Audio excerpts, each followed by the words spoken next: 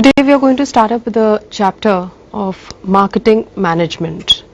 Now before we begin with what is marketing management all about, let me first ask you a question, that what is your understanding of the term marketing? Because I've heard many people, using the word selling and marketing as similar words, right? To many people, to a layman, marketing means just the process of exchange of goods and services for money is called as marketing. That is, you go to a marketplace, you pay money for the product, you buy the product, that is what is marketing, right? But that is a misconception, because marketing is a process which begins much before even the product has been manufactured. It begins much before the product has even come into being. Right? Now, marketing, according to Philip Kotler, marketing is a social process. Why is it a social process? Because it involves interaction of people. It is a social process by which individual groups obtain what they need and want through creating offerings and freely exchange products and services of value with others. Right? Now here, what is important is, number one, it's a social process. Right, that is, it involves interaction amongst people. It's only when two or more people will interact with one another, will deal with one another, that they will exchange goods and services for some value, right? And when we talk here about of the goods and services, such goods and services through which they can satisfy their needs and wants, through which they can satisfy their needs and wants. So this is a very, very comprehensive definition of what marketing is all about. Right. Now coming to the features of marketing, the first feature is identifying the needs and wants. Now what is the meaning of the word needs? Needs are basically your necessities of life. I need food, shelter and clothing. If I'm hungry, I need food. Right. Now the job of the marketer is to convert this need into a want. Now you would ask that what is the difference between need and want? Need is that I'm hungry and I want to have food. I need to have food. But if I'm hungry and I want to have a McDonald's burger, this is a want.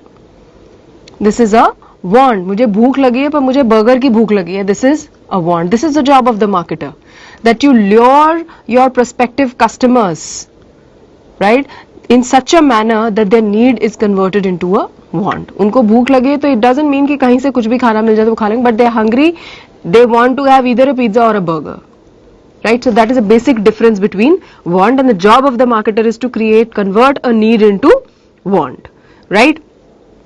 Secondly, creating a market offering. Now based upon, once you have identified the needs and the wants of the target customer, second thing is, based upon that, marketing intends to create a market offering. Market offering means a product which is best going to satisfy their needs and wants.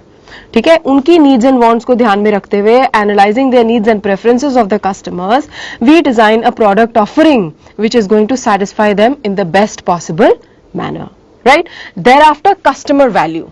Now when we go to the market, many a times it happens that you go and ask the price of the product and then you refrain that no, I don't think it's worth it.